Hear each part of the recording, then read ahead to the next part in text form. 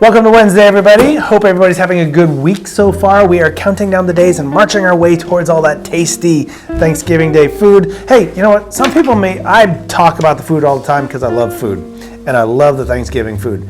Not everybody's into it, and that's totally cool. You're missing out on a ton of tasty food, but it's totally cool, you know? So, do you. If Thanksgiving food for you is a bowl of chicken noodle soup and or, you know what, scratch the chicken noodle soup. Maybe tasty Thanksgiving Day food for you is chicken strips and fries. If that's you, do you. It's okay. Just enjoy the day and enjoy the time of year. And yeah. I need to do the headlines. I should stop talking and just do the headlines. Ariana's like, yeah, come on, move it on, buddy. Next, we have the simple ingredients that will take your pumpkin pie to the next level. Cheater mode on the Libby's can of pumpkin pie. It tells you all the ingredients, the spices, not the sugar or anything else, just the spices. There's like 4 spices on there, maybe 5. There's like at least 4 or possibly 3, but there's a few spices on there. The trick to it is you don't use those spices. Go to the store, buy pumpkin pie spice. It comes in the same jar as all the other spices. It's called pumpkin pie spice. Take all those ingredients, those spices, those 3 or 4, don't use those. Take the measurements, teaspoon, half a teaspoon, total them up. That's how much pumpkin pie spice you put in the pie. Boom, you get the tastiest pumpkin pie. It just does better. I've done it both ways. I've done a lot of those. Libby pumpkin pie was just like, I did that all the time, and I made a million of those pies. And when you do it with the pumpkin pie spice versus the spices, better every single time. There you go. I don't know what the article said. I'm just telling you what I know. Next up, decade-old T-Rex debate ends with stunning discovery. Yes, we now know for sure that those funky little arms did nothing. That's it. They were useless for the T-Rex. He can't even drink his tea with it. Yeah, I don't know what it was.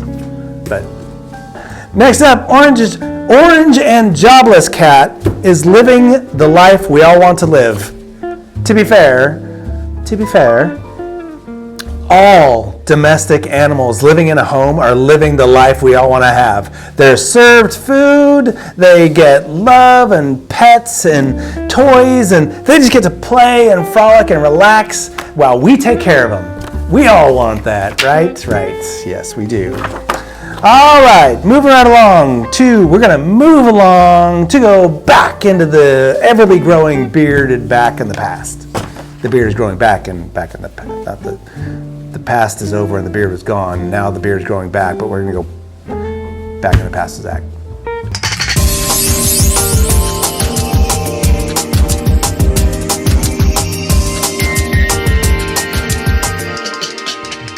Hey everybody.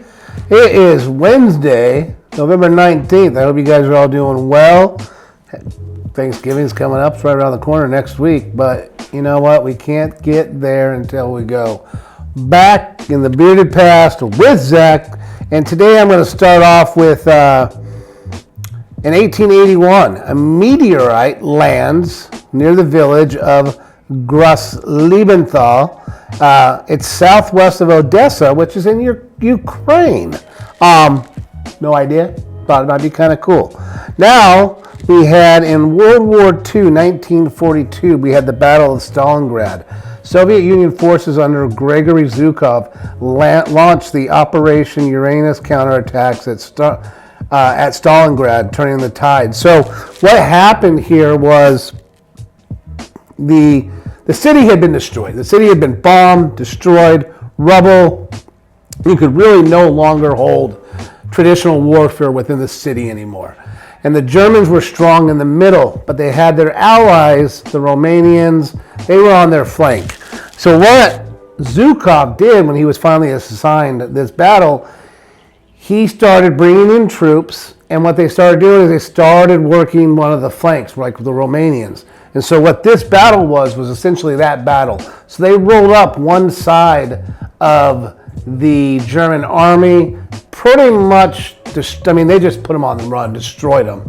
And then after slowly then encircled the Germans. There were small pockets left here and there, eventually taking back the city of Stalingrad. And it was a huge, huge victory. It was the Germans' first large-scale loss, and it was the beginning of turning the tide in the east. Up until this point, the Germans had just run roughshod over the Russian people and the Russian army. And so this was a super, super big victory, well needed, and it worked out for the Russians. Also, too, on this day, I always find this piece of history really interesting. I like this piece of history. Number one, I memorized the speech in the 8th grade for a speech thing we had to do. It's the Gettysburg Address. And so in 1863, on this day, November, now the battle itself ended July 3rd of 1863. They built a national cemetery out there because there was so many lives lost. So when the cemetery was done, they did a commemoration.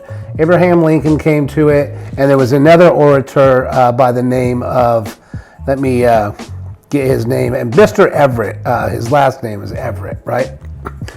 Lincoln got up, did his speech. It was a couple hundred words. He was done in 2 minutes. 2 minutes. Also, too, a fun fact, he was coming down with smallpox while he was giving this speech. They have come to find out this as years have gone on, that he had mentioned that he wasn't feeling very well that day. He was feeling dizzy, lightheaded. Come to find out, the President of the United States had smallpox, which was a disease that killed many Americans during that time period. The crazy part is his speech was impactful. It left so much there for the American people, and here we are in history. We're still reciting that speech. The orator, Mr. Everett, who went on before Lincoln, he was the main event. He spoke for 2 hours. For 2 hours. No one hardly remembers anything of what he talked about. And I think that's always very neat because, just because you can talk and you can stand up there and do things, it's what you do with your words and what Abraham Lincoln was able to do in such a short time. So yes, the Gettysburg Address, you guys, one of the greatest speeches, here, at least for us Americans, was really just an afterthought at the time. And it's amazing that, he wasn't even the main speaker for that day. He was just the President of the United States going on to give a little, shout out to the cemetery. And here he is giving, in 2 minutes, one of the most profound speeches in United States history, guys. So, hey, guys, I hope you learned a little something today. And I hope you guys just, feel free, look things up. Have fun, guys. Have a good one. Later.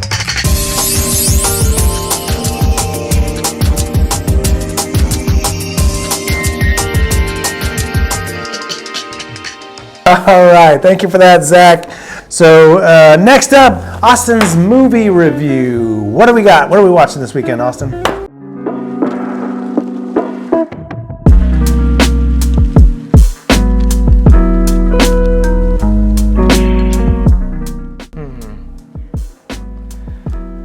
We really should get some records for this thing here, crank up some tunes and whatnot. Make it fun in here. You know what I mean? But that's besides the point. Hey everybody, Austin here. Yep, it's time for that midweek movie madness, and we're just 1 week away from Thanksgiving, which means it's gonna get crazy. So much so that you better make sure that when you're stuffing that turkey, you make sure you take your watch off, otherwise you're gonna have a head full of it.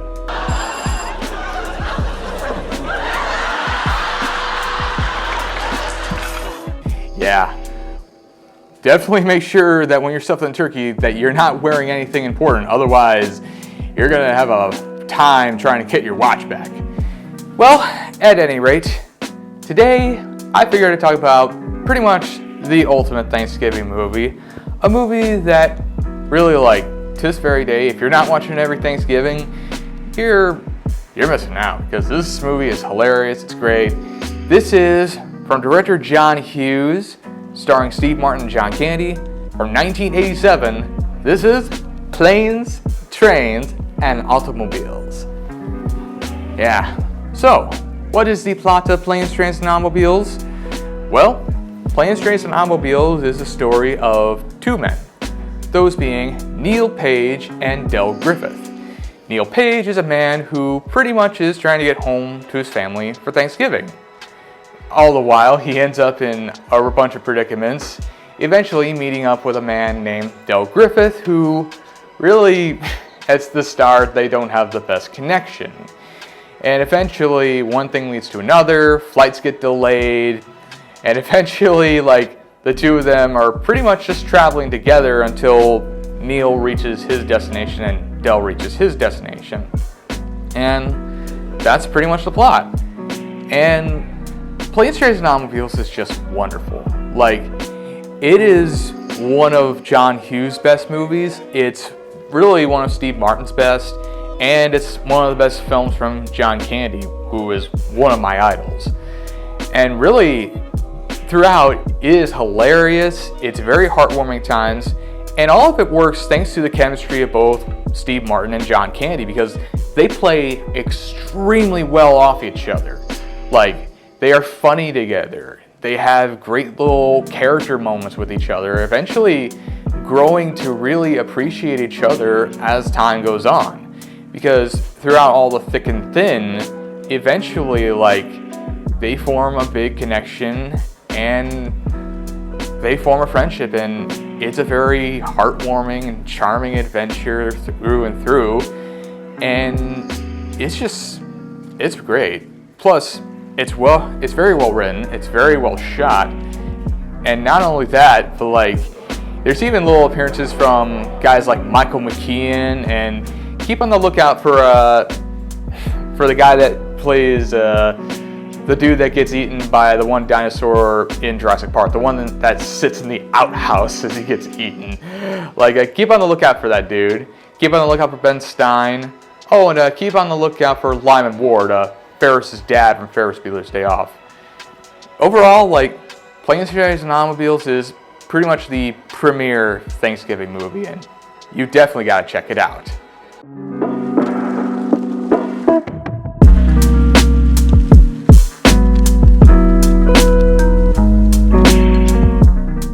Oh, Austin, you hit me right in the heart, buddy. Right in the heart. It's like my one or two favorite movie of all time. I absolutely love it. The acting in this is just the best. The story is the best. During the 80s, mid 80s, late 80s, there was a kind of movie that was out there. It was John Hughes, and all the movies kind of mirrored John Hughes, and this was quintessential. But this was just, every John Hughes movie has a heartstring, a story to it that just tugged on you, and great characters and whatnot. But this one just hit it. This was the best, in my opinion. Start to finish, there's not a dull moment of this show. It does not slow down. It's got some peaks kind of in the early part of the show that's kind of not traditional if you think about it. There's an argument in the beginning that's very hurtful, and it is a breaking point in the film, which should have normally that would have happened later, but it happened early in the film. But it really set the stage for this awesome budding relationship and this beautiful story. I love it. And I've told this a million times, tradition in my family is the night before Thanksgiving Eve, we watch Planes, Trains, and Automobiles. And then the night of Thanksgiving, on the kickoff of the Christmas holiday season, we watch National Lampoon's Christmas Vacation. Another great movie. That one's just laughs start to finish. But Planes, Trains, and Automobiles, just one of the best heartwarming stories, and great performances by two outstanding actors, John Candy. If you haven't seen John Candy's documentary on Netflix, I highly recommend it. This is really good. I watched it a few weeks ago, and it is outstanding. Documentaries, wide range. Okay, I know I'm waxing on a little bit here, but the documentaries, there's a whole bunch of different ones, and they can be really good, really bad, really just okay. This one was done very well. Even if you don't know who John Candy is, you haven't watched a lot of his films, you'll find him to be a very interesting character and very lovable guy. He's great. All right, moving on along to Would You Rather This or That?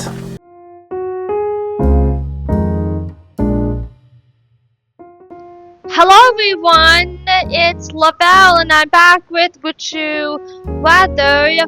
Hope everyone is having a good whimsical Wednesday so far. But today's Would You Rather is, would you rather have cranberry sauce or mashed potatoes? So let's see what I can't talk. Let's see what other clients have to say. Let's go, everyone. Excuse me, guys. Do you guys mind answering my would you rather? Sure. Why not? Would you guys rather have mashed potatoes or cranberry sauce? Can we have both? Oh, you want to have both, Gary? Yep. Oh, okay, that was a bit loud. Sorry. But why would you want to have both? Why can't I? Oh, you like both? Yes. Oh, alright, well that's great. How about you, Eamon? Unfortunately, I'm a picky eater, so I'd say neither. I really don't like I'm certain foods just work, others do not, and those two are definitely on the do not list. My bad. Yeah. Well, you know what, Eamon? I'm a picky eater too, so we are on the same page. Yeah, that's in the end, we all have foods to eat. Yep. And if you try it, then you might like it. Only time will tell. I guess it's up to the choice of the person who wants to. Can we just get this thing rolling in already? Alright, well, thanks guys for answering my would you rather. No problem. I won the game. Oh, good job, Gary! I won the game. High five! Good job. Yep. Hey, Brandon, would you rather have cranberry sauce or mashed potatoes? I would rather have both cranberry sauce and mashed potatoes. Or you like both, like Gary does? Yes. Well, that's great. Thank you, Brandon. You're absolutely welcome. Thanks a lot. Hey, Elia, would you rather have mashed potatoes or cranberry sauce? Mashed potatoes. Or you like mashed potatoes? Yeah. Okay, thank you, Elia. Hey, Andrew, would you rather have mashed potatoes or cranberry sauce? I would have cranberry sauce because it's sweet. Or you like cranberry sauce better than mashed potatoes? Yeah, I'm not a fan of mashed potatoes. Well, guess what? Neither am I. So, we have the same opinion. Thanks, Andrew. You're welcome. And that concludes today's Would You Rather. Hope everyone enjoyed it.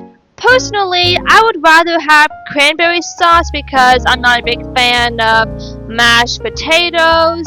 But anyway, thank you to everyone that participated, and hopefully when Thanksgiving arrives next Thursday, you guys will get to have whatever you would rather have. But have a great day, everyone, and see you on Friday. Have a whimsical Wednesday.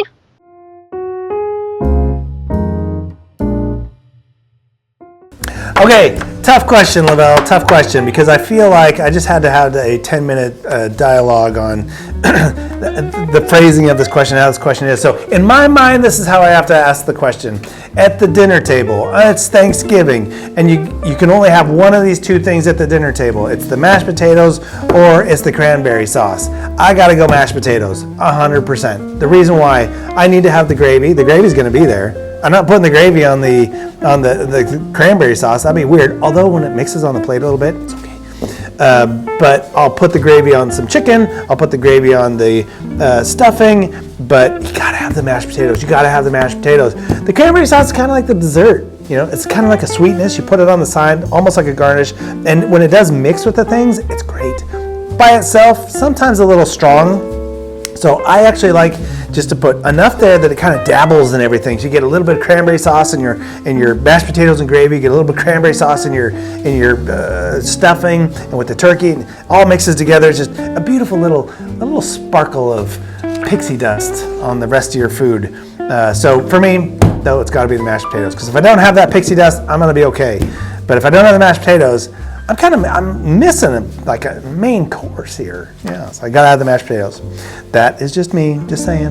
So it's time for the Firewood Frog ASL phrase of the day, word of the day. ASL phrase of the day is family. So you want to have your both F outlays like this, put them side by side, and then you want to put them to both F side by side, and then put them together, and then you want to go outwards, and then put fingers out like this. Yeah.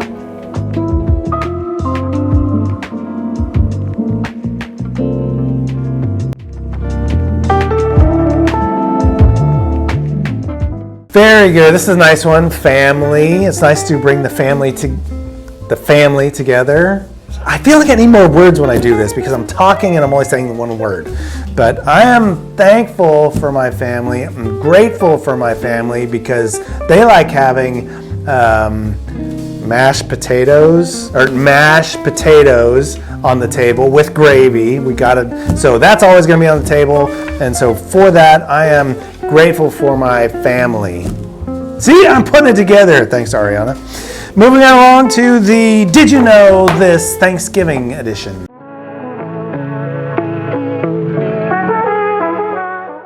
Welcome back to Did You Know Thanksgiving edition. And this one is, the average number of calories consumed on Thanksgiving is 4,500. How crazy is that? You got to be full by the end of the day, huh? Hope you enjoyed this Did You Know Thanksgiving edition.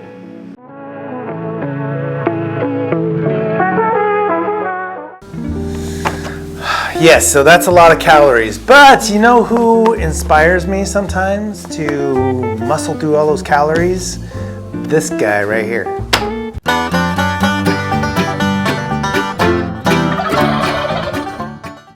Oh, what's wrong there, Turkey Carl? I warned you about going off by yourself. What? Scared? Go. No. That mean old Ariana was chasing you around with a fork and knife? Aw, poor Turkey Carl. That's not nice of her, is it? Well, I'm super grateful that she did not get you because you're my buddy and my friend. So what kind of shenanigans are we going to be up to this Thanksgiving? You want to talk about your favorite appetizers for Thanksgiving? All right, we got this. So, my favorite appetizer for Thanksgiving is probably a lot of people's favorite appetizers. Oh, get all excited. Calm down, Turkey Carl. Are deviled eggs. Who likes a good deviled egg? This guy does. You do too? Oh, look at that. Oh, Turkey Carl does too. You know, his leg's a little tired from running away from Ariana, who's a mean person for trying to eat him. We don't eat Turkey Carl for Thanksgiving. We never eat poor Turkey Carl, even if he's all buttery and delicious looking. Oh, sorry. I know, Turkey Carl. We're past that from a few years ago. All right, so deviled eggs are my favorite appetizer.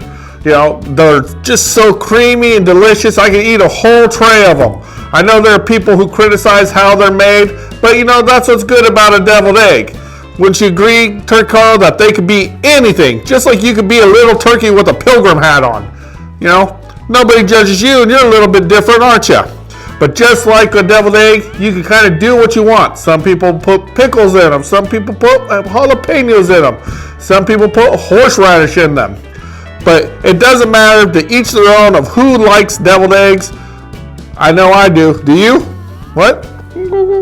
Oh, he said as long as they're not a turkey deviled egg, he's okay with them. All right, Turkey Carl, well, thank you for sharing that. I am super grateful for deviled eggs. And I'm grateful that Ariana did not catch you and eat you.